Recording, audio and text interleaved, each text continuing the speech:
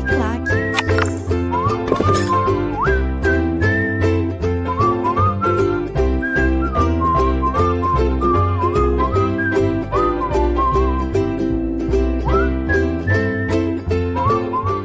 Fala galera, professor Geraldo na área. Vamos lá dar continuidade ao nosso estudo de legislação da pessoa com deficiência, perfeito?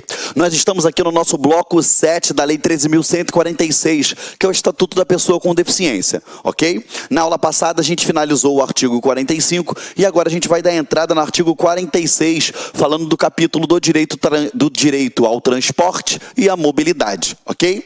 Vamos lá. O que o titio sempre recomenda? Pegue as suas canetinhas, marca-texto, suas canetinhas coloridas na mão, para a gente ir marcando e anotando as observações, tá? Vamos lá. Artigo 46. O direito ao transporte e à mobilidade da pessoa com deficiência ou com mobilidade reduzida será assegurado em igualdade de oportunidades com as demais pessoas por meio de identificação com eliminação de todos os obstáculos e barreiras a seu acesso. Então, quando a gente fala o direito ao transporte e à mobilidade, ele está falando o seguinte, que vai ser o quê? Ou com mobilidade reduzida, seja para o deficiente ou com mobilidade reduzida, ele vai fazer o quê? Será assegurado igualdade de oportunidades, com toda a eliminação das barreiras possíveis, ok? Por exemplo, se eu tenho a escada do coletivo, eu vou ter uma rampa de acesso, ou eu vou ter uma plataforma mais alta para entrada, e uma série de outros fatores, tá? Para fins de acessibilidade ao serviço de transporte coletivo terrestre, aquaviário e aéreo, em todas as jurisdições, consideram-se como integrantes desses serviços. Olha só, eu falei isso lá no início, quando eu falei alguns conceitos, quando a gente falava de barreira dos transportes, aí eu faço menção a esse artigo 46, parágrafo 1º, por quê? Porque ele diz o que fala, o que está integrado, né, dentro desse conceito de transporte coletivo, seja ele terrestre, aquaviário, aéreo, ou em todas as jurisdições. Ele fala o seguinte, o que são considerados? Os veículos, os terminais, as estações, os pontos de parada, o sistema viário e a prestação do serviço. Ok? Então, por exemplo, se durante a prestação do serviço houve alguma atitude de um funcionário, eu tive uma barreira onde? Nos transportes, porque ele está dentro do conceito de transporte. Estamos juntos, perfeito? Ele está dentro dessa noção de acessibilidade que é considerado para esse fim como transporte. Estamos juntos? Parágrafo 2º.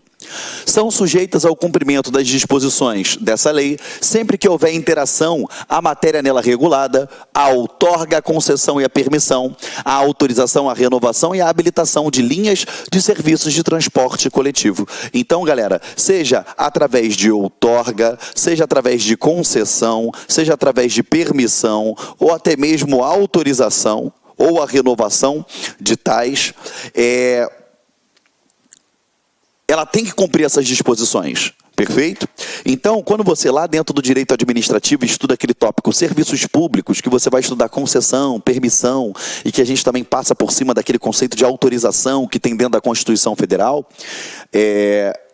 para que isso aconteça, quando se refere a transporte coletivo, eu tenho que levar em consideração o previsto nessa lei, ou seja, o que está dentro da 13.146. Então você já sabe que hoje, se você for estudar a Lei 8987, que é a Lei de Serviços Públicos, você tem que passar os seus olhos também na 13.146, que é de suma importância, tá? Vamos lá. Para a colocação do símbolo internacional de acesso nos veículos. As empresas de transporte coletivo de passageiros dependem, por meio de certificação de acessibilidade emitida pelo gestor público responsável pela prestação do serviço. Você que me acompanha lá no Instagram também, eu até coloquei esses dias, né? Sempre que eu estou andando na rua, eu vejo algo relacionado a essa legislação, que a galera tem um pouco mais de dificuldade, eu bato foto, eu coloco comentários, e eu coloquei a foto de um ônibus que estava com o desenho daquela cadeirinha de acessibilidade. E o que acontece? Para que ele tenha, né, o símbolo internacional da acessibilidade, para que ele adote essa utilização, a gente, aquele coletivo, ele tem que passar o quê? Ele tem que receber uma certificação de acessibilidade emitida por gestor público responsável. Aí você fala assim, Geraldo, tá, explica isso daí para mim. Esse desenho, ele é antigo, tá, gente? É um desenho antigo que ele passou a ser adotado no Brasil a partir de 1989, com a legislação que a gente ainda vai estudar aqui. O que acontece? Simples, é aquele desenhozinho que você já tem até o hábito por ver, quando você vê algo relacionado à acessibilidade, né? Esse é o símbolo.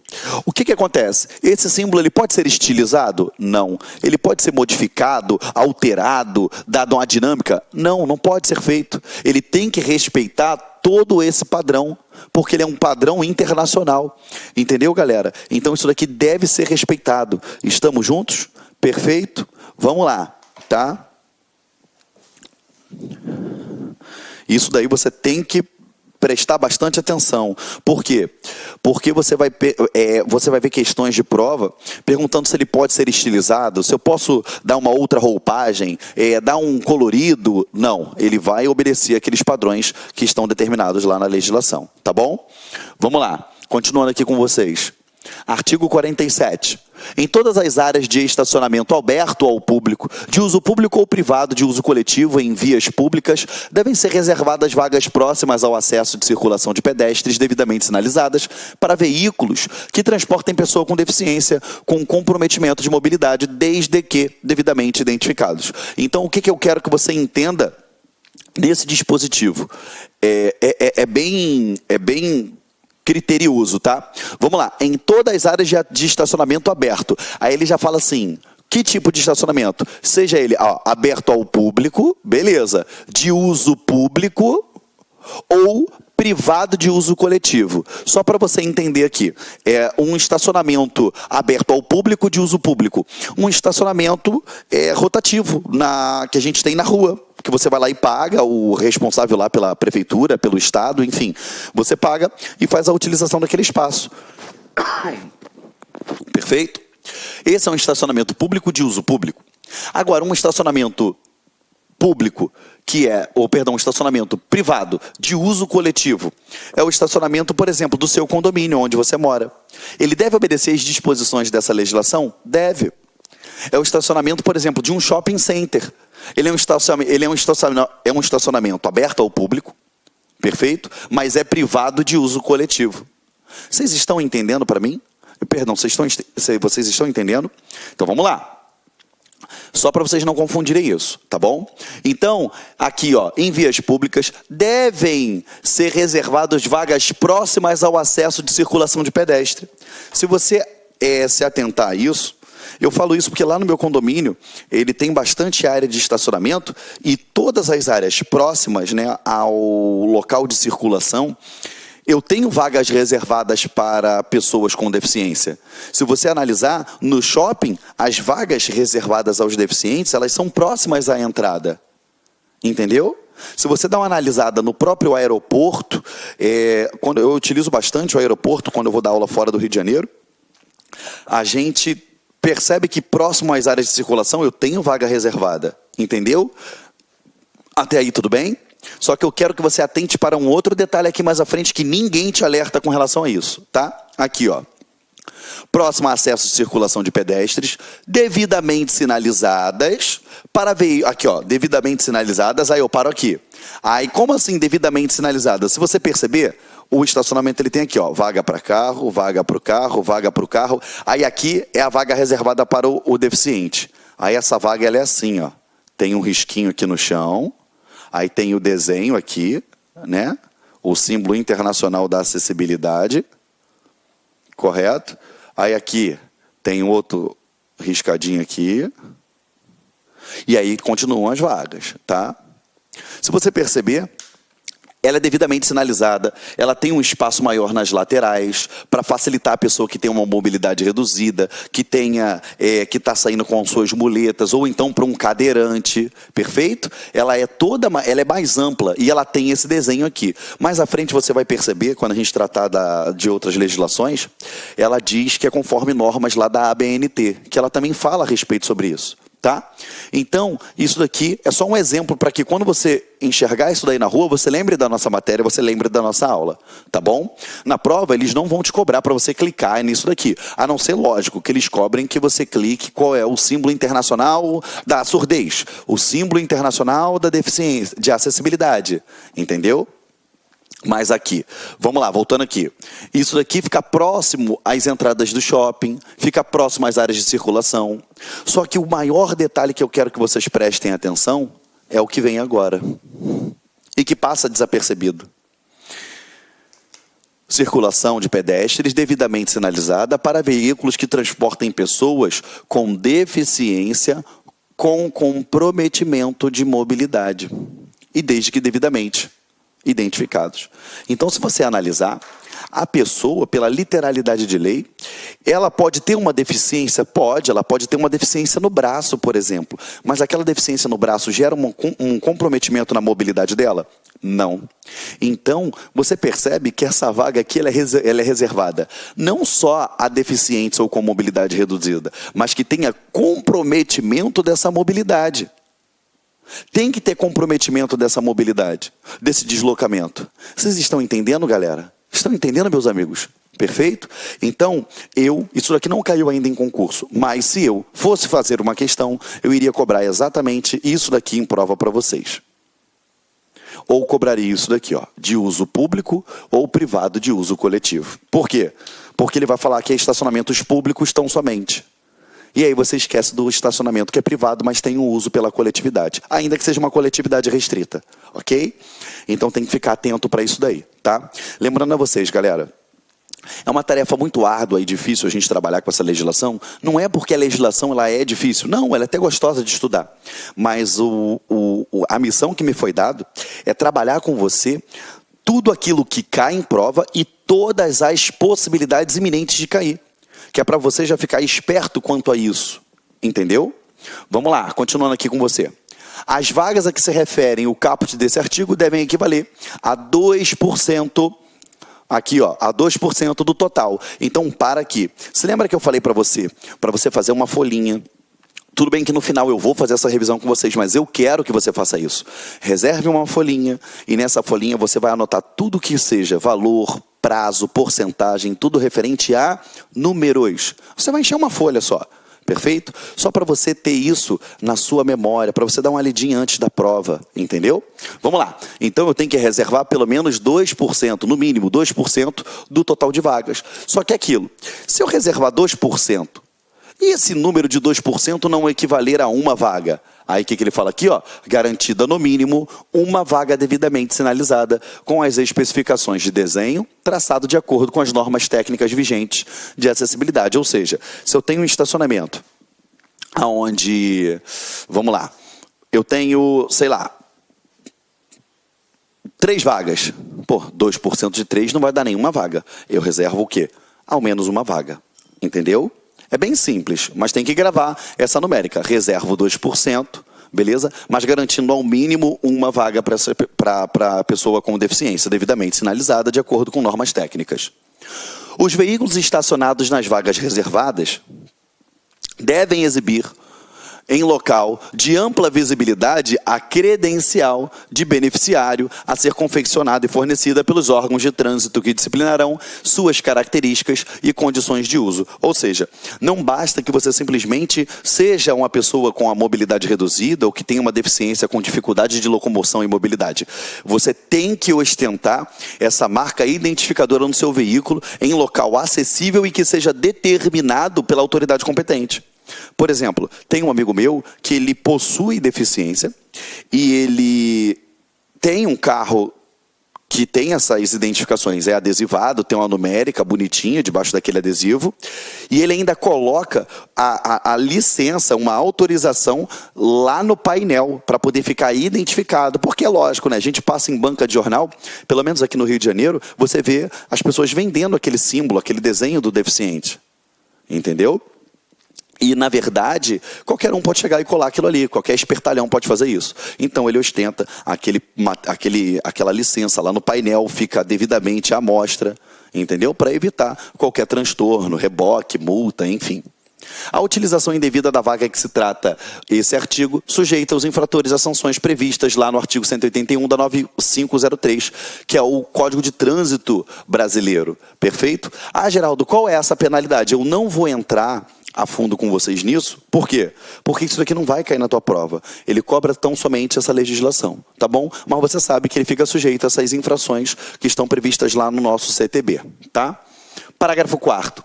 A credencial a que se refere o parágrafo 2º deste artigo é vinculada à pessoa com deficiência e possui comprometimento de mobilidade e é válida em todo o território nacional. Então, o que você tem que saber disso daqui? Gente, é pergunta de prova, tá bom? Ela fica vinculada à pessoa, tá bom? Ela fica vinculada à pessoa.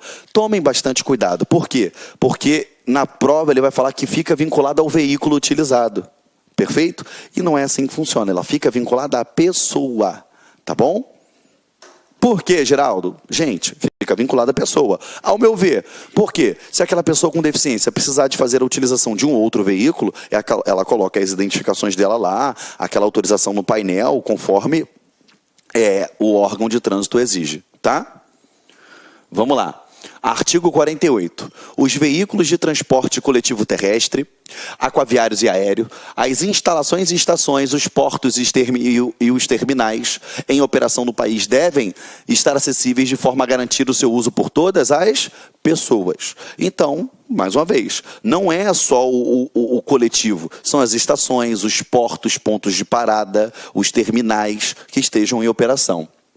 Os veículos e as estruturas de que trata o caput desse artigo devem dispor de sistema de comunicação acessível que disponibilize informação sobre todos os pontos de itinerário.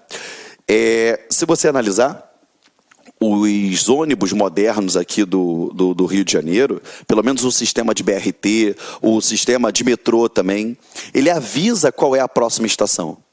Ele fala, próxima estação, tal, tal, tal, tal, e ainda repete em inglês.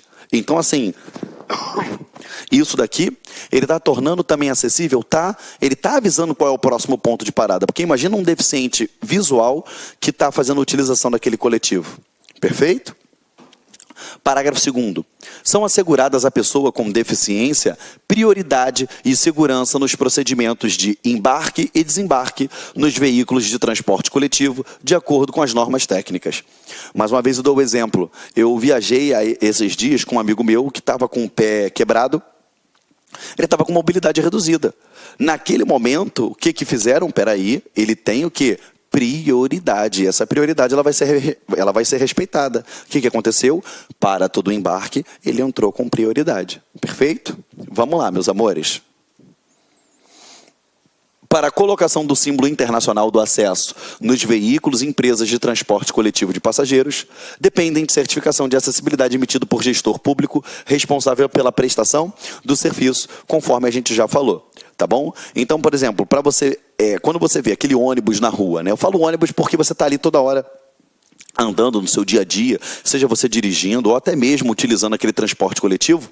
Quando você vira aquele desenho do Internacional da Acessibilidade, que é aquele bonequinho, né? A silhueta do boneco cadeirante, você tem que já saber que aquele certificado ele foi emitido pelo gestor público responsável pela prestação daquele serviço.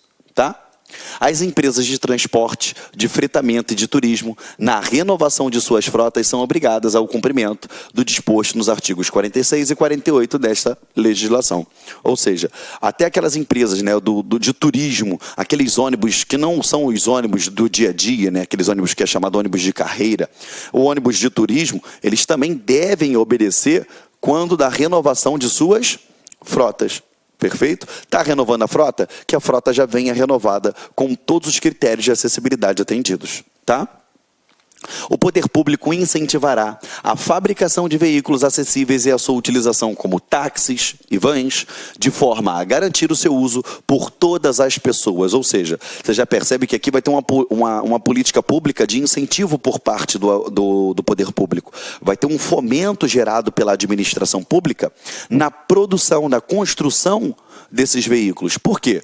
Porque seu incentivo é lógico, né? Se eu falar que aquele prestador de serviço ele tem que ter um veículo adaptado, ele acaba pagando mais por aquilo ali, entendeu? Ainda que ele tenha algumas isenções. Se eu incentivo lá na fonte, ou seja, na produção, todos os veículos já passam a ser produzidos obedecendo todos os critérios. Perfeito? Então ele acaba atendendo de uma melhor forma possível, tá? Vamos lá. As frotas de empresa de táxi devem reservar 10% de seus veículos acessíveis à pessoa com deficiência. Então, se eu tenho uma frota de táxi, pelo menos 10% dos veículos eles devem ser acessíveis, entendeu? Esses dias eu estava lá em Curitiba, que eu fui dar uma aula lá, e eu vi, foi muito interessante, né? Eu estava olhando de longe, eu estava num táxi atrás, e o táxi que andava na frente, né? Essa aqui, vamos botar aqui que é a traseira do veículo, aqui é o vidro. Ele estava muito alto, né, do chão, estava bastante alto. Eu falei, caramba, ele botou isso aqui, é a traseira do carro, tá, gente? Aqui é a lanterna, tá, ó, lanterna. Eu falei, caramba, esse carro está muito alto do chão. Mas aí, quando chegou perto, eu percebi que aqui, ó, a traseira, eu tinha uma rampa, que era justamente para poder fazer a entrada do cadeirante. Eu achei muito interessante, eu deveria ter tirado uma foto para poder expor aquilo ali nas mídias sociais, para poder trazer a conhecimento de vocês. Eu achei muito interessante porque era um veículo incluído dentro daqueles 10% da frota, permitindo que a total acessibilidade. Tá? Lembrando, o fato de eu ter um veículo de uma frota de táxi, né, acessível, ele não vai fazer com que a pessoa, com que aquele taxista possa cobrar uma tarifa diferenciada. A tarifa é a mesma, gente, tá? Pelo amor de Deus, tá bom? É proibida a cobrança diferenciada de tarifas de valores adicionais pelo serviço de táxi prestado à pessoa com deficiência. Então, já ficou matado isso daí para vocês, tá? O artigo 51, ele fala naquela porcentagem, aí tu pega aquela folhinha de valores, prazos e números e anota. 10% das frotas de táxi, tá? Anota na folhinha lá para fazer aquela revisão antes da prova. Embora eu já venha fazer essa revisão naturalmente com vocês aqui, tá? O poder público é autorizado a instituir incentivos fiscais com vistas a possibilitar a acessibilidade dos veículos a que se refere ao caput desse artigo. Então, fica a administração permitida o quê? A fazer... autorizada, a instituir incentivos, seja uma redução de uma determinada carga tributária, seja uma abertura de uma linha de crédito especializado, ou seja, incentivos, tá? A parte de fomento, tá bom? Ela fica autorizada a incentivar. É lógico que ela diz que pelo menos o quê? Reservar 10%. Mas se eu tiver muito maior, uma porcentagem muito maior, isso daí não é bem melhor? As locadoras de veículos, porque aí você pensa, né? A gente fala em transporte, a gente esquece das locadoras de veículo. E as locadoras de veículos, ela também tem que obedecer o disposto nessa legislação, perfeito? Ó, as locadoras de veículos, elas são obrigadas a oferecer um veículo adaptado para uso da pessoa com deficiência a cada conjunto de 20 veículos. Então, vamos lá. Frota de táxi, 10%. Locadoras de veículo, a cada 20 veículos, eu tenho que reservar ao menos um veículo adaptado. Até aí você vai lembrar na hora da prova, perfeito? Da frota de veículo das locadoras de veículo. Ou seja, a cada 20, um veículo. Só que o que se eu fosse o seu examinador, eu iria cobrar na tua prova, e se cair, isso daí você vai lembrar de mim, é quando ele fala o que é o veículo adaptado, que é lá no parágrafo único. O que é o conceito desse veículo adaptado? E qual é o conceito desse veículo adaptado? É aquele que tem que ter no mínimo, ou seja, é exemplificativo, tá? No mínimo, câmbio automático, direção hidráulica, vidros elétricos, comandos manuais de freio e embreagem. Então, você vai lembrar daquela propaganda que hoje a gente utiliza a internet. As pessoas descrevem quando vai vender um carro, né? Mas antes, elas faziam uma publicação no jornal. E o jornal era pago por número de letras, né? E aí, quanto menor era a informação, menor era o valor que a pessoa pagava. Aí o cara botava, né? Vendo carro, DOC, né? Que era documento, ok? Aí botava assim, direção, trava, vidro, né? Ou seja, direção, trava, vidro. Você vai ter que lembrar isso daqui como se fosse uma propaganda de carro, tá? Ou seja, tu lembra, ó, automático, direção hidráulica, vidros elétricos e comandos manuais de freio e embreagem. Cuidado, é comando manual de freio e embreagem, tá? Freio e embreagem, tá? Aí foi até uma observação feita assim de maneira brilhante por uma aluna minha, né? Algo que a gente iria esperar de algum homem fanático por carros. A aluna minha chegou e falou assim: Geraldo, se o carro é automático, por que ele tem que ter embreagem? Aí eu falei assim: aí você me apertou sem me abraçar, porque eu não sei o que passava na cabeça do legislador. O que ele quer dizer é o seguinte: o carro tem que ser automático, direção hidráulica, vidros elétricos e comandos manuais de freio e embreagem.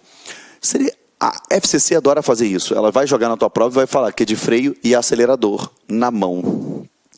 A gente tem que ter um cuidado muito grande, por quê? Porque o que a lei diz? Freio e de embreagem. Então, se perguntar, de acordo com o que está estritamente previsto na lei, é exatamente isso daqui.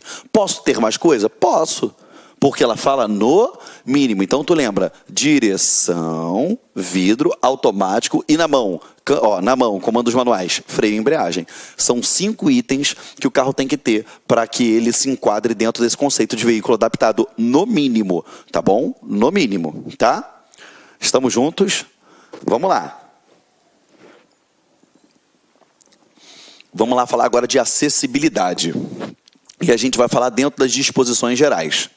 A acessibilidade é o direito que garante à pessoa com deficiência ou com mobilidade reduzida viver de forma independente e exercer seus direitos de cidadania e de participação social. Mais uma vez eu falo, Geraldo, eu estou na dúvida, o que é o marco? Tem algo dizendo em integração social, participação social, aumento de autonomia? Isso daí está bem enraizado na nossa legislação. Então, o conceito de acessibilidade, ele fala aqui, a acessibilidade ela é um direito que garante a pessoa com deficiência ou mobilidade reduzida, ou seja, ela não é direcionada tão somente ao deficiente, e sim aquele que está com mobilidade reduzida, aquela pessoa que porventura fraturou a perna e está dentro daquele período impossibilitada de colocar o pé no chão e está andando de cadeira de roda ou muletas, de viver de forma independente e exercer seus direitos de cidadania e participação social, ou seja, a integração dele na sociedade, a participação dele na sociedade, tá? No mercado de trabalho, no sistema de ensino, conforme a gente já estudou aqui atrás, tá? São sujeitos ao cumprimento das disposições dessa lei e de outras normas relativas à acessibilidade sempre que houver a interação com a matéria nela regulada. 2 pontos. Então vamos lá.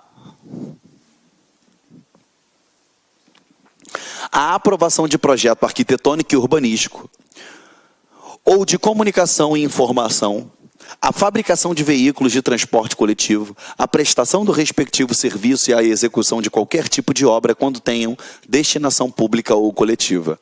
Então vamos lá. Se eu vou ter um projeto arquitetônico, urbanístico, de comunicação, de informação, se eu vou ter fabricação de veículos, se ela é destinada ao público ou a uma coletividade, ela deve observar os preceitos traçados nessa lei. Por que eu estou falando isso para você? Vamos lá. Se você vai ter uma construção, e aqui ele diz claro isso daqui quando ele fala das edificações multifamiliares, né? Um condomínio, um prédio para várias pessoas. Ele deve observar os dispostos nessa lei aqui, tá? Agora, se eu vou construir um prédio, esse prédio é para morar eu no primeiro andar, meu filho no segundo, meu pai no terceiro andar e minha irmã no quarto andar. Peraí, beleza. Isso daí é aberto à coletividade? Não. Isso é dentro da minha família. Perfeito? Vamos lá. A outorga ou renovação de concessão e permissão ou autorização ou habilitação de qualquer natureza. Perfeito? Então, qualquer concessão, permissão, autorização ou habilitação de qualquer natureza deve obedecer os preceitos traçados nessa legislação no que são pertinentes à acessibilidade. A aprovação de financiamento de projeto com utilização de recurso público por meio de renúncia ou incentivo fiscal, contrato, convênio ou instrumento congênere, ou seja, se a administração, se foi aprovado um financiamento com recurso público ou com renúncia de uma determinada carga tributária, a gente já sabe que isso daqui, esse projeto, ele vai ter que observar as normas traçadas pelo Estatuto da Pessoa com Deficiência. Perfeito? Ele vai ter que versar a respeito disso. Estamos juntos? Vamos lá. Outra coisa, tá? Aqui, ó, seja por meio de renúncia do incentivo fiscal, seja por meio de um contrato, de um convênio ou de qualquer outro instrumento congênere que seja assemelhado, qualquer outro que se assemelhe ou que tenha essa mesma natureza, tá? Vamos lá. A concessão de aval da União para obtenção de empréstimo e de financiamento internacional por entes públicos ou privados. Então, para ter aquele aval da União para a concessão desse empréstimo internacional, também deve obediência ao disposto nessa legislação, no que diz respeito à acessibilidade. 55.